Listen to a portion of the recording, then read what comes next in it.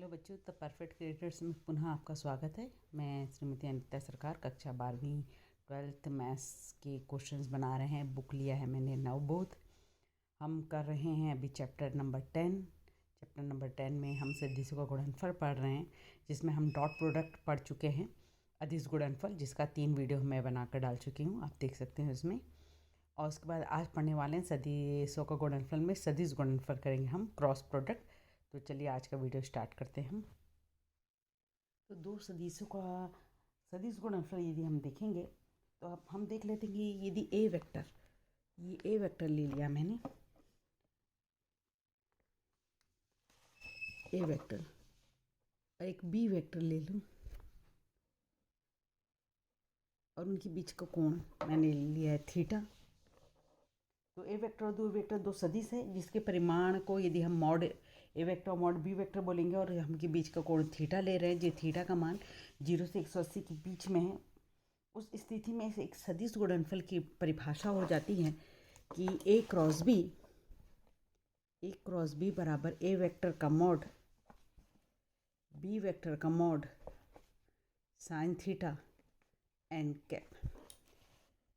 तो यहाँ पर देख रहे हैं डॉट में कॉस थीटा आता था और सदिश नहीं रहता हो, तो उसमें यहाँ पर क्रॉस प्रोडक्ट में साइन थीटा आएगा, उसका डायरेक्शन रहेगा। तो उसकी डायरेक्शन जो है, ये जो एन कैप है बच्चों, वो ए कैप जो ए वेक्टर और बी वेक्टर जो लंबवत है, उन दोनों के लंबवत मात्रक सदिश को एन कैप से प्रदर्शित करते हैं। और आप जानते हैं कि ये जो ऐसा करके मैं शो कर रही हूँ, ऐसा वो एक्चुअल में वो खड़ा है, ऐसा ये जो मेरा पेन खड़ा है उस कंडीशन में एन कैप है, जिसको हम कॉपी में शो करते हुए ऐसे लिटा के शो करते हैं। तो ये दोनों के लंबवत होता है, ए वेक्टर और बी वेक्टर के लंबवत होता है। तो यहाँ पर यदि इसका परिमाण की बात करें तो परिमाण हो जाएगा उसका ए वेक्टर ए का मॉड है तो ए बी साइन थीटा, सिर्फ परिमाण की बात करें। और यदि हम इसको क्रॉस प्रोडक्ट के रूप में लिख रहे हैं तो ए वेक्टर का मॉड बी वेक्टर का mod sine theta N cap. तो अब इसमें दूसरा इंपॉर्टेंट पॉइंट देखिए, हमने क्या कहा कि एन कैप क्या है, इन दोनों के लंबवत मात्रक सदिश है। अब यदि मैं बी क्रॉस ए लूँ तो बी क्रॉस ए का ये जो एन कैप है ए क्रॉस बी का, उसके विपरीत, करेक्ट विपरीत 180 का कोण बनाती है, विपरीत दिशा में उसका मात्रक सदिश हो जाएगा बी क्रॉस ए का। तो देख रहे हैं कि ए क्रॉस बी का मात्रक सदिश एन कैप है, तो बी क्रॉस ए का मात्रक सदिश नीचे की तरफ आ जाएगा, डायरेक्शन उल्टा हो जाएगा, इसलिए ये क्रम विनिमय नियम का पालन नहीं करता है। इसमें तीसरी मोस्ट इम्पॉर्टेंट बात है कि ये क्रम विनिमय नियम का पालन तो नहीं कर रहा है, परंतु इसका परिमाण समान होगा। जब हम परिमाण लेंगे तो मॉड लेंगे, मॉड की स्थिति में एन कैप का मॉड आ जाएगा और मात्रक सदिश और किसी भी मात्रक सदिश का मॉड कितना होता है बच्चों, 1। उस स्थिति में इसकी वैल्यू 1 हो जाएगी। तो ए बी साइन थीटा इसमें भी वही आएगा और ए बी साइन थीटा इसमें भी वही आएगा। तो जब हम परिमाण लेते हैं यानी मॉड लेते हैं, उस स्थिति में हम डायरेक्शन नहीं देखते, उस स्थिति में ये इन दोनों के परिमाण एक दूसरे के बराबर होंगे। तो आपके सामने अब मैंने लिख कर रखा है क्रॉस प्रोडक्ट के कुछ रूल जो आपको फॉलो करने होंगे। यदि आप क्रॉस प्रोडक्ट में ए क्रॉस बी है, यदि आप इसको पलट देते हैं बी क्रॉस ए, तो आपने अभी क्या कहा कि मैंने कि उसका एन कैप जो है उसका जस्ट अपोजिट हो जाता है 180 डिग्री बनाते हुए, इसलिए माइनस का फ़र्क पड़ेगा। यदि ए में माइनस है और बी में नहीं है, जब दोनों का क्रॉस प्रोडक्ट करेंगे तो आप माइनस को कॉमन निकाल सकते हैं। सिमिलरली यदि ए पॉजिटिव है बी नेगेटिव सदिश दिया हुआ है, तो दोनों का सदिश प्रोडक्ट जब करेंगे तो माइनस कॉमन आ जाएगा। यदि दोनों में माइनस है, ए वेक्टर का भी माइनस है बी वेक्टर का भी माइनस है, तो वो पॉजिटिव डायरेक्शन देकर ए क्रॉस बी रूल का फॉलो करेगा। अब मैंने नेक्स्ट 5th नंबर की प्रॉपर्टी आपके सामने लिख कर रखी है, उसको देखिए। आपका ये जो हम कर रहे हैं ये सब आपके वस्तुनिष्ठ के ऑब्जेक्टिव के क्वेश्चंस हैं जो आपके बोर्ड एग्जाम में आएंगे, इसलिए आप इसको एकदम डीपली 2 बार 3 बार याद रखेंगे पढ़ के। अब देखिए 5th वाला, एक अदिश के सापेक्ष सदिश गुणनफल साहचर्य नियम का पालन करता है। साहचर्य नियम में आप जानते हैं कि 3 प्रोडक्ट होते हैं। तो यहाँ पर एक कांस्टेंट टर्म्स m लिया है, ये अदिश राशि है जिसके ऊपर वेक्टर का साइन नहीं लगाया, तो ये अदिश है। और 2 वेक्टर ले, 2 सदिश ले लिए a b। तो हमारे पास ये रूल का फॉलो करेगा, जो अचर पद है वो a के साथ रहे तो आप कॉमन निकाल सकते हैं, a क्रॉस b को अलग कर सकते हैं। यदि वो b के साथ भी है, उस स्थिति में भी यदि अदिश राशि b के साथ भी है तो वो आप कॉमन निकाल सकते हैं, उसको a के साथ कर सकते हैं। यानी कि m जो अदिश राशि है वो a के साथ भी आ सकता है, वो b के साथ भी आ सकता है, या फिर दोनों वो कॉमन भी हो सकता है। तो इस प्रकार ये साहचर्य नियम का पालन करेगा, कब, जब वो एक अदिश के साथ लिया जाएगा। तो मैंने अब 6 नंबर की प्रॉपर्टी आपके सामने लिखी है कि सदिश गुणनफल एक सदिश के सापेक्ष साचार्य नियम का पालन नहीं करता। पिछले बार में मैंने क्या कहा, एक अदिश होना चाहिए और दो सदिश राशि होती है तो वो साचार्य नियम का पालन करती है। परंतु यहाँ पर जब तीनों ही सदिश राशि हो, A vector, B vector, C vector, तो वो साचार्य नियम के यदि हम बी क्रॉस सी को पहले कर ले, बाद में जो आंसर आए ए में मल्टीप्लाई करें उसका क्रॉस प्रोडक्ट, या फिर ए क्रॉस बी का पहले मल्टीप्लाई कर ले, जो आंसर आए उसका बाद में सी में करें, ये दोनों आपस में बराबर नहीं होते, तो ये साचार्य नियम का पालन नहीं कर रहा है। तो नेक्स्ट पॉइंट पे हम आगे बढ़ते हैं। आपके सामने मैंने लिखा है सदिश, समांतर सदिश। यदि दोनों सदिश समानांतर है, ए वेक्टर और बी वेक्टर, देखिए दोनों सदिश समांतर है, तो इनके बीच का कोण कितना होगा बच्चों, थीटा। यदि और समांतर सदिश इस प्रकार भी परिभाषित होता है जब ए वेक्टर इस डायरेक्शन में जस्ट अपोजिट 180 डिग्री बनाते हुए बी वेक्टर हो, दो सदिश के बीच का कोण पाई हो, उस स्थिति में जब थीटा 0 हो या पाई हो तो वो समांतर सदिश कहलाते हैं। अब वैल्यू रख लेते हैं हम ए क्रॉस बी में, तो ए वेक्टर का मॉड बी वेक्टर का मॉड साइन थीटा या साइन पाई रखेंगे एन कैप, और साइन थीटा की वैल्यू 0 होती है, साइन पाई की वैल्यू भी 0 होती है, इसलिए ए क्रॉस बी की वैल्यू कितनी आएगी, 0। तो अब ये आपका फॉर्मूला बन गया है। यदि आपको कहीं लगाना है कि दो सदिश समांतर सदिश है, तो याद रखिए कि दोनों के बीच में ए क्रॉस बी की वैल्यू होती है 0। 8 पॉइंट आपके सामने लिखा है समान सदिश। समान सदिश मतलब ए वेक्टर दोनों ही ए वेक्टर हो, तो जानते हैं जब दोनों ही एक वेक्टर एक ही चीज़ को रिप्रेजेंट कर रहे हैं तो दोनों के बीच का कोण कितना हुआ बच्चों, 0। तो मैंने यहाँ पर ए वेक्टर का मॉड बी वेक्टर की जगह भी ए वेक्टर का मॉड, दोनों के बीच का एंगल 0 और साइन 0 की वैल्यू 0 होती है, एन कैप है यहाँ पे, तो इस कारण पूरा का पूरा 0 हो गया। तो अब आप याद रखिए कि दो समान सदिश से उसका सदिश गुणनफल लेंगे तो वो उनके बीच का आंसर कितना आएगा, शून्य सदिश होगा। तो नेक्स्ट पॉइंट की तरफ पढ़ते हैं। 9th पॉइंट है मात्रक सदिश। देखिए यदि ए वेक्टर की दिशा में मात्रक सदिश को आप ए कैप लिखते हो, बी वेक्टर की दिशा में मात्रक सदिश को आप बी वेक्टर कैप लिखते हो, मात्रक सदिश आप जानते हैं इसकी मॉड की वैल्यू 1 होती है। तो हम दोनों का ए कैप और बी कैप का क्रॉस प्रोडक्ट लें, तो ए वेक्टर का ए कैप का मॉड बी कैप का मॉड साइन थीटा, उनके बीच को लंबवत मात्रक सदिश एन कैप लिया, इसकी वैल्यू कैप की वैल्यू मॉड में 1 होती है, तो ये 1 हो गया। तो हमारे पास आंसर है sine theta dot N cap. यदि हम दोनों का परिमाण देखें, परिमाण बराबर कर लें, मॉड ले लें दोनों तरफ, साइन थीटा तो आपके पास एक अदिश राशि इसलिए बाहर आ गया एन कैप, और इसकी वैल्यू 1 होती है, तो हमारे पास ये हो गया कि ए कैप और बी कैप, सॉरी ये कैप है, ए कैप और बी कैप का मॉड की वैल्यू साइन थीटा होती है, क्योंकि एन कैप का मॉड क्या देता है अपन को, 1। तो ये N cap cross B cap का मॉड बराबर साइन थीटा। अब ले रहे हैं लंबवत मात्रक सदिश। लंबवत यानी दोनों के बीच में कोण 90 डिग्री हो, तो ए वेक्टर और बी वेक्टर मैंने लिया, दोनों के बीच का कोण थीटा की जगह मैंने 90 डिग्री रखा, और साइन 90 की जगह वैल्यू होती है 1। तो हमारे पास ए वेक्टर का मॉड बी वेक्टर का मॉड एन कैप आ गया। यदि हम उसका परिमाण की बात करें, परिमाण लेना मतलब दोनों तरफ मॉड लेना, तो हम यहाँ पर एन कैप का भी मॉड हो जाएगा, और एन कैप के मॉड की वैल्यू 1 होती है, तो हमारा ए वेक्टर का मॉड और बी वेक्टर का मॉड आ गया। तब हमने मात्रक सदिश ले लिया। मात्रक सदिश में देखिए आई एक्स अक्ष, वाई अक्ष, जय अक्ष के अनुदिश मात्रक सदिश क्रमशः यदि आई कैप, जे कैप और के कैप हो, जब समान मात्रक सदिश होते हैं तो उसका प्रोडक्ट क्या होता है बच्चों, 0 में अभी मैंने पिछले इसमें बताया। तो आई क्रॉस आई, जे क्रॉस जे और के क्रॉस के का क्रॉस प्रोडक्ट ले रहे हैं अपन 0।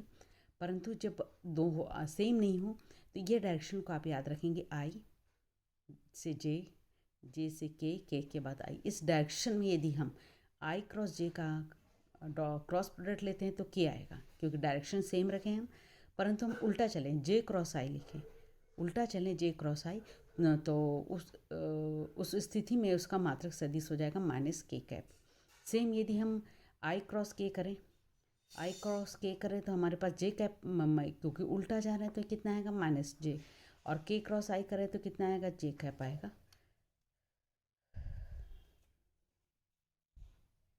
अब हम 12th मेन पॉइंट की तरफ पढ़ते हैं। सदिश गुणनफल का ज्यामितीय अर्थ क्या रहता है, यदि हमारे पास ए वेक्टर और बी वेक्टर है का सदिश गुणनफल हम ए क्रॉस बी से प्रतिष्ठित करते हैं, तो इसका ज्यामितीय अर्थ में बोल सकते हैं कि ये एक ऐसा सदिश है, ए क्रॉस बी वेक्टर एक ऐसा सदिश है जिसका परिमाण मतलब मॉड उस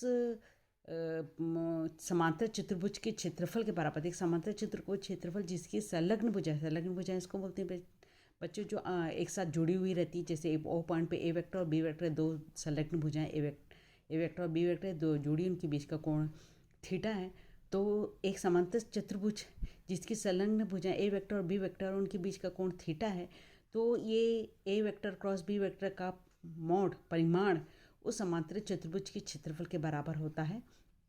और इसकी दिशा के बारे में बात करें तो इसकी दिशा ए वेक्टर और बी वेक्टर, ये जो समांतर चतुर्भुज का जो समतल है, जिस समतल पर समांतर चतुर्भुज बनता है, यदि इस कॉपी में बना है तो इसके लंबवत जो मेरा पेन शो कर रहा है, ये जो पेन है ये उसका दिशा को बताएगा, जिसको एन वेक्टर से हम एन कैप से शो करते हैं।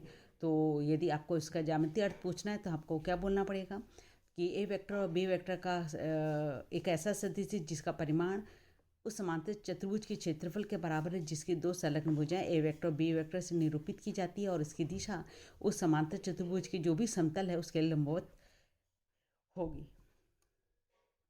तो समांतर चतुर्भुज के क्षेत्रफल का आधा करने से एक उसकी त्रिभुज के क्षेत्रफल प्राप्त होता है। उसी कॉन्सेप्ट को इस्तेमाल करते हुए हम देखेंगे कि जो संलग्न भुजाएं ए वेक्टर और बी वेक्टर है, तो उनका त्रिभुज जो ओ ए बी बनता है उसका क्षेत्रफल समांतर चतुर्भुज के क्षेत्रफल का आधा होता है। और समांतर चतुर्भुज के क्षेत्रफल का फॉर्मूला अपन ने अभी क्या देखा, ए क्रॉस बी वेक्टर का मॉड। तो इस प्रकार ये हो जाएगा ए क्रॉस बी वेक्टर का मॉड। यदि इसको सदिश क्षेत्रफल के बारे में बात करेंगे तो मॉड की जगह ब्रैकेट लगा लीजिए, यानी कि परिमाण देखने की जरूरत नहीं है। ए क्रॉस बी वेक्टर जितना भी आंसर आएगा उसका आधा कर लेंगे तो उसका आपका सदिश क्षेत्रफल प्राप्त हो जाएगा। तो समांतर चतुर्भुज के क्षेत्रफल के बाद हम देखेंगे अब त्रिभुज का क्षेत्रफल का सूत्र। यदि हमारे पास त्रिभुज ए बी सी है, ए का पोजीशन वेक्टर स्थिति सदिश ए वेक्टर, बी का बी वेक्टर, सी का सी वेक्टर हो, तो यहाँ पर उस स्थिति में त्रिभुज के क्षेत्रफल का सदिश क्षेत्रफल का सूत्र होता है 1/2। ए साइक्लिक ऑर्डर में लिखना है, आपको क्रम से लिखना है, A cross B plus B cross C plus C cross A. ये होता है त्रिभुज के क्षेत्रफल जब आपको तीनों सदिश बिंदु की स्थिति सदिश दिए हों। अब तीनों यदि बिंदु त्रिभुज ना बना के एक रेखा में समरेखी हो, देखिए ए बी सी तीनों एक रेखा में है तो त्रिभुज तो बनाएंगे नहीं। उस स्थिति में त्रिभुज का क्षेत्रफल कितना होगा बच्चों, 0। तो यहाँ पर 0 रख लेंगे तो 1/2 इस तरफ 0 हो जाएगा। तो अपने पास क्या बचेगा, A cross B plus B cross C plus C cross A का आंसर। यदि 0 आता तो समझ जाइए कि वो त्रिभुज नहीं बनते, यानी कि तीनों बिंदु समरेखी हैं। तो नेक्स्ट सूत्र की तरफ पढ़ते हैं, समांतर चतुर्भुज का क्षेत्रफल। अब मेन बात है कि जब भुजाएं दी रहती थी, संलग्न भुजाएं ए वेक्टर और बी वेक्टर, तो उसका क्षेत्रफल होता था समांतर चतुर्भुज का ए वेक्टर क्रॉस बी वेक्टर का मोड। परंतु जब हमको संलग्न भुजाएं ना देकर विकर्ण जाए, ए बी सी डी समांतर चतुर्भुज की भुजाएं ए सी और दूसरी भुजा बी डी दी है, तो उसका क्षेत्रफल यदि हमको विकर्ण मालूम हो तो दोनों का क्रॉस प्रोडक्ट का मोड लेकर उसका आधा कर दीजिए, तो आपका ये मिल जाता है समांतर चतुर्भुज क्षेत्रफल। तो दोनों में कन्फ्यूज़न नहीं रखना है बच्चों। जब आपको संलग्न भुजाएं दी रहेगी तो 1/2 सामने नहीं लगाना पड़ेगा, दोनों भुजाओं का क्रॉस प्रोडक्ट। परंतु जब विकर्ण दी रहेंगी तो दोनों विकर्ण का क्रॉस प्रोडक्ट लगा के मोड लगाएंगे, परंतु उसके सामने हाफ लगाना होगा। तो इस प्रकार अगला सूत्र आप देखते हैं। तब हमने ले लिया है दो वेक्टर दिया हो, ए वेक्टर और बी वेक्टर। ए वेक्टर का आई जे के रूप में त्रिविमीय रूप में जब हमको दिया हो तो A1i A2j A3k, बी का B1i B2j B3k हो। तो जब इसका क्रॉस प्रोडक्ट हमको निकालना हो तो सबसे हम इसका मल्टीप्लाई तीनों में करेंगे, फिर इसका मल्टीप्लाई तीनों में करेंगे, फिर इसका मल्टीप्लाई तीनों में करेंगे और दिमाग में रखेंगे कि आई के पास जे की वैल्यू होती है के और उल्टा होने से माइनस के, तो वो थोड़ा सा क्रॉस प्रोडक्ट करना में थोड़ा सा तकलीफ दे हो जाती है। तो यहाँ पर एक सारणिक रूप में इसका क्रॉस प्रोडक्ट का एकदम सही और सटीक तरीका है कि आप जब भी क्रॉस प्रोडक्ट करते हैं उस स्थिति में आप मॉड बना दीजिए, ऊपर आई जे के लिख लीजिए। पहले यदि ए वेक्टर दिया तो ए वेक्टर के गुणांक A1 A2 A3 है, आई जे के साथ उसको लिख लीजिए पहले रो में। बी नेक्स्ट दूसरा वाला टर्म है आपका बी, और बी का गुणांक दिया B1 B2 B3 आई जे के साथ, तो उसका नीचे लिख लीजिए। उसको सारणिक को जैसे खोलते हैं उसी मेथड से खोल लीजिए आप, तो आपका उसका स्थिति क्रॉस प्रोडक्ट प्राप्त हो जाएगा। तो आपके सामने मैंने नेक्स्ट पॉइंट लिखा है, पॉइंट नंबर 18, बंटन नियम। बंटन नियम में अपने पास तीन सदिश हो, A vector B vector C vector हो, तो ये सदिश गुणनफल यानी एक सदिश का सदिश गुणनफल योग के सापेक्ष यानी बाकी दो वेक्टर का योग के सापेक्ष बंटन नियम का पालन करता है। आप जानते हैं बंटन नियम कैसा होता है। यदि लेफ्ट हैंड साइड में ए वेक्टर बाहर है क्रॉस और ब्रैकेट में B vector plus C vector है, तो ए क्रॉस बी वेक्टर प्लस लगा के ए क्रॉस सी वेक्टर, इसका सीक्वेंस नहीं बदल सकते आप, ए क्रॉस बी पहले लिखना है फिर प्लस लगा के ए क्रॉस सी लिखना है। तो ये बंटन नियम का पालन करते हैं। इस स्टेटमेंट को आप दिमाग में रखेंगे, उसके इस फॉर्मूले को भी याद रखेंगे, क्योंकि वस्तुनिष्ठ ऑब्जेक्टिव में ये सब क्वेश्चन आएंगे तो आपकी बनाने में आसानी होगी। तब आपके सामने अब प्रश्न फार्मूला कॉपी को हटा के मैंने अपनी नोट्स कॉपी लेकर आ गई हूँ। तो आप 10B का 0.4 एक्सरसाइज को देख रहे हैं। पहला क्वेश्चन दिया है ए क्रॉस बी वेक्टर का मान ज्ञात करो। ए वेक्टर की वैल्यू दी रहेगी, बी वेक्टर की वैल्यू दी रहेगी। तो आपको क्या मैंने कहा कि इसको क्रॉस करने का सबसे मतलब आसान तरीका बोल सकते हैं आप, सारणिक व्यू में है। आप ए क्रॉस बी लिखिए, आई जे के कैप लिखिए, आई के कोफिशिएंट को पहले लिखिए और बी के कोफिशिएंट को, एक एक कोफिशिएंट को पहले लिखिए, फिर बी वेक्टर के कोफिशिएंट को लिखिए। आपको लिख कर दिखाती हूँ मैं। तो देखिए दोनों का क्रॉस प्रोडक्ट का आई जे के कैप लिख लीजिए। यदि एक सीक्वेंस में एग्जाम में ना दिया हो, जे आई के कप का सीक्वेंस बिगड़ा हो, तो आप इसको सिस्टमेटिकली कर लीजिए। आई फिर जे फिर के, इसका कोफिशिएंट को देख लीजिए 1 2 3 है, तो मैंने लिख लिया है 1 2 3। बी वेक्टर का कोफिशिएंट देख लीजिए आई जे के रिस्पेक्ट में, यहाँ पर दिया हुआ है 2 ऋण 3 1, तो ये 2 ऋण 3 1 लिखा मैंने। और उसको कैसे खोलते हैं आपको तो मालूम है, आई कैप लिखते हैं तो इन दोनों का क्रॉस प्रोडक्ट 2 गुणित 1 2, फिर माइनस का साइन लगाते हैं आप, इन दोनों का क्रॉस प्रोडक्ट आपका कितना आ जाएगा -9, तो लिख लिया मैंने। जे कैप के लिए आप क्या करेंगे, जे कैप को ऐसे छुपा लेंगे, परंतु बीच वाले के लिए आप हमेशा कैसे काम करते हैं बच्चों, उल्टा पहले करते हैं। डायरेक्शन ऐसा ना रखा, ऐसा रखना है आपको, 3 दूनी 6 पहले लिखिए, फिर माइनस का साइन लगा के 1 लिखिए। तो देखिए 6 ऋण 1 हो गया। जब के कैप के लिए के को छुपा लीजिए आप, इन दोनों का प्रोडक्ट करेंगे आप, ऋण 3 आएगा, माइनस लगा के ऋण 4 आएगा। तो यहाँ पर लिख लिया, तो हमारा आंसर हो गया 11 आई धन 5 जे ऋण 7 की। इसी क्वेश्चन में मैं आपको समझाने चली हूँ कि यदि इसका मॉड मापांक भी निकालना हो ए क्रॉस बी वेक्टर का, तो आप ए क्रॉस बी वेक्टर पहले निकालिए। उसका मापांक आप जानते हैं कि फॉर्मूला क्या होता है, आई वेक्टर है जो उसका स्क्वायरिंग, प्लस जे वेक्टर के साथ जो कोफिशिएंट है के जे कैप के साथ जो स्क्वायरिंग, प्लस के कैप के साथ -7 है तो -7 का स्क्वायरिंग रखेंगे आप। इनका स्क्वायरिंग करके ऐड कर लेंगे तो √195 है। तो लगे हाथ आपने ये भी सीख लिया कि ए क्रॉस बी कैसे निकालते हैं और उसका मापांक कैसे निकालते हैं। तो मैंने नेक्स्ट क्वेश्चन लिया, क्वेश्चन नंबर 2। ए वेक्टर का मान दिया है, बी वेक्टर का मान दिया है, इसमें आई कैप का वैल्यू नहीं दिया है, अर्थात उसका कोफिशिएंट 0 है। हमको निकालने बोला two B vector cross A vector का मापांक, या मापांक को आप क्या बोलते हैं, और परिमाण याद कीजिए। जैसे शब्द में लिख लिएगा परिमाण, तो भी आप समझिए उसके मॉड की वैल्यू पूछ रही है। तो यहाँ पर बी वेक्टर के साथ 2 है, तो आप अदिश के साथ देखे थे कि ये सर्चरी नियम का पालन करता है, तो आप चाहें तो इस 2 को बाहर भी करके बी क्रॉस ए पहले निकाल सकते हैं, या फिर आप एक काम कर सकते हैं, 2 का मल्टी बी के साथ करके 2b क्रॉस ए वेक्टर पहले निकाल लेंगे। तो हम अभी यहाँ पर क्या करते हैं, बी के साथ 2 का मल्टीप्लाई कर लेते हैं। तो आपके सामने मैंने बी वेक्टर के साथ 2 का मल्टीप्लाई कर लिया, बी वेक्टर है जे कैप प्लस 2 के कैप, 2 का मल्टीप्लाई करके हमने लिख लिया। अब उसके बाद हमको निकालना है 2b क्रॉस ए वेक्टर, तो आई जे के लिख लिया। 2b वेक्टर पहले लिखा हुआ है बच्चों, तो इसमें देख लीजिए आई का कोफिशिएंट नहीं है तो 0 लिखा उसकी जगह, बाकी जे के लिए 2 और के लिए 4 लिखा, और ए वेक्टर के लिए 1 1 ऋण 3 है तो 1 1 ऋण 3 लिखा। जैसे क्रॉस प्रोडक्ट सारणी को खोलते हैं वैसे खोल के इसका वैल्यू निकाल लिया हम। अब इसका परिमाण भी पूछा है बच्चों, तो परिमाण भी निकाल लेते हैं। तो देखिए परिमाण निकालने के लिए मॉड ले लिया, मॉड निकालने के लिए रूट क्या होता है, आई के कोफिशिएंट गुणांक का स्क्वायरिंग, जे के गुणांक का स्क्वायरिंग, के गुणांक का स्क्वायरिंग, तीनों का स्क्वायरिंग करके ऐड कर लिया तो √120 आया, तो इसका परिमाण भी निकल गया। तो मैं क्वेश्चन नंबर 4 ले रही हूँ। क्वेश्चन नंबर 3 इसने लिया क्योंकि क्वेश्चन नंबर 3 में आप बुक में देखेंगे तो आपको पता चल जाएगा सबका परिमाण निकालने बोल रहा है, यानी क्रॉस करने के बाद आप उसका मॉड निकाल लीजिए। नेक्स्ट क्वेश्चन नंबर 4 में इस टाइप के आपको क्वेश्चन नंबर 4 में भी बहुत सारे क्वेश्चन, 5 क्वेश्चन के टाइप दिए हुए हैं।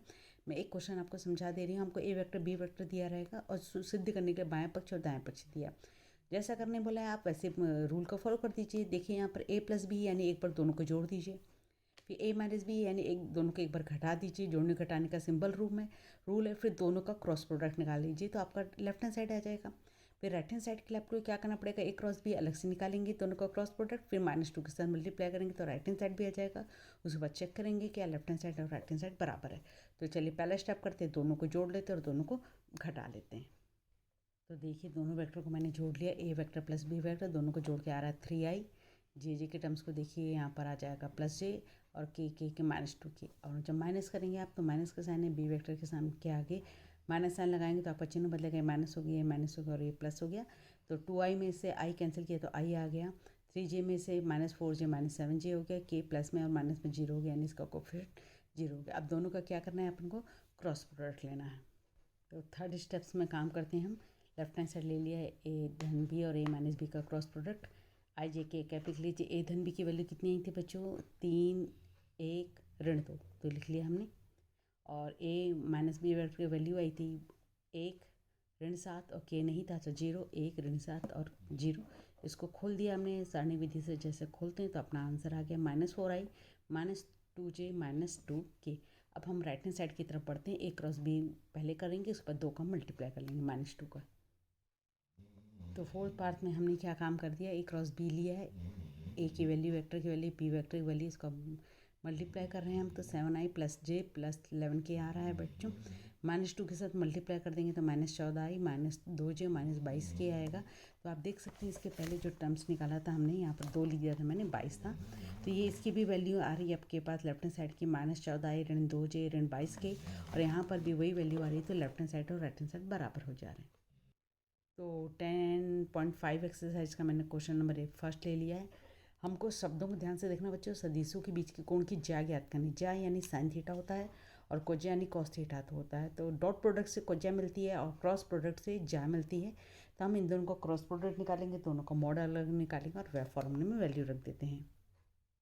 तो मैंने आपके सामने फार्मूला नंबर 19 लिखा है। ए क्रॉस बी का फार्मूला आप देख चुके हैं। ए वेक्टर का मॉड, बी वेक्टर का mod, sine theta N cap, दोनों तरफ मॉड लगा लिया। मॉड लगाने से ये तो ऑलरेडी मॉड है। मॉड मतलब मापांक लेना, मापांक मतलब नेगेटिव वैल्यू भी पॉजिटिव हो जाएगी, तो ये तो पॉजिटिव ही वैल्यू है।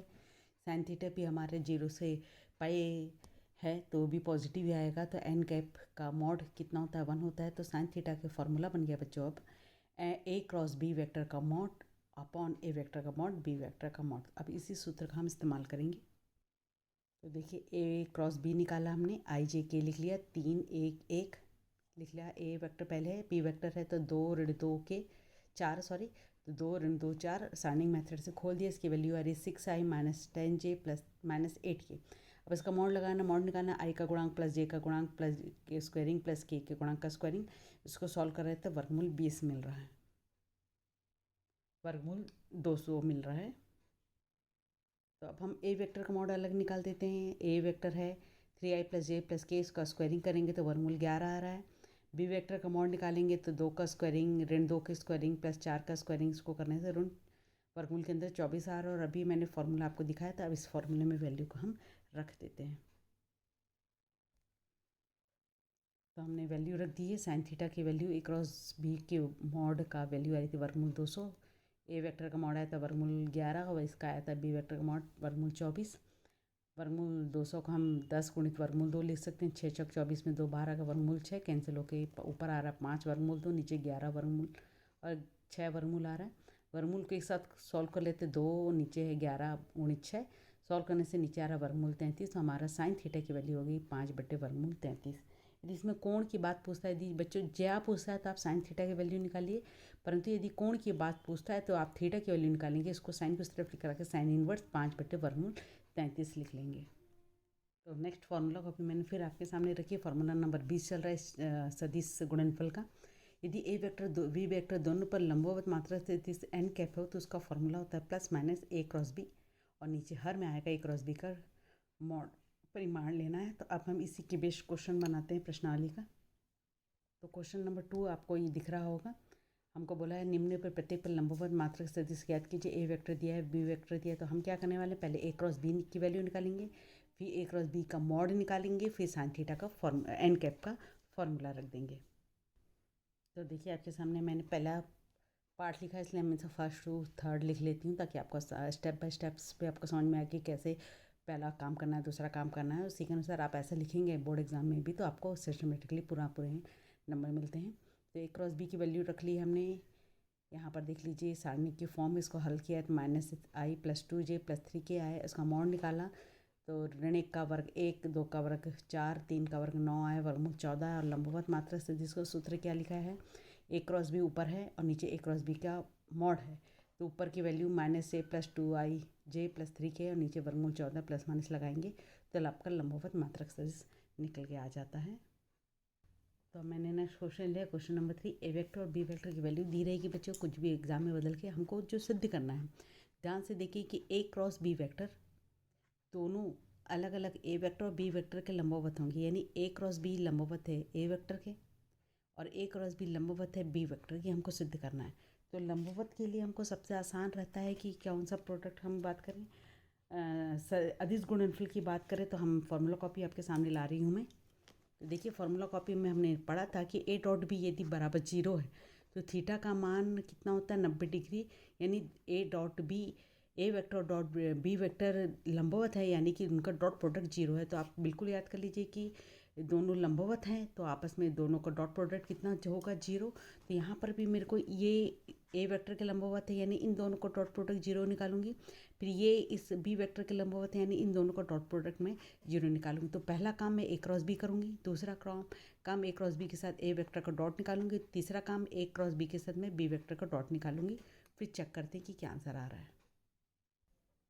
तो पहले स्टेप में हमने ए क्रॉस बी निकाल लिया, आई जे के, ए का गुणांक 3 ऋण 1 2, बी वेक्टर बाद में है तो उसका गुणांक है 2 ऋण 1 1, मल्टीप्लाई कर रहे हैं तो हमारे पास आंसर आ रहा है आई प्लस जे माइनस के।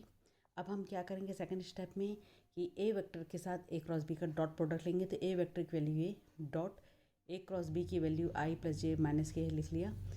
डॉट प्रोडक्ट करना आपको याद होगा, 3 के साथ 1 3 1 कम 3, आई के साथ आई का गुणांक का मल्टीप्लाई कीजिए, जे के साथ जे का और के साथ के का करिए, बाकी सब 0 हो जाएंगे। तो ये 3 हुआ, बीच वाले जे के साथ जे करेंगे -1 हुआ, के साथ के करेंगे तो -2 हुआ। तो देख रहे हैं आंसर 0 आ रहा है, इसका मतलब कि ए वेक्टर लंबवत है ए क्रॉस बी वेक्टर पर।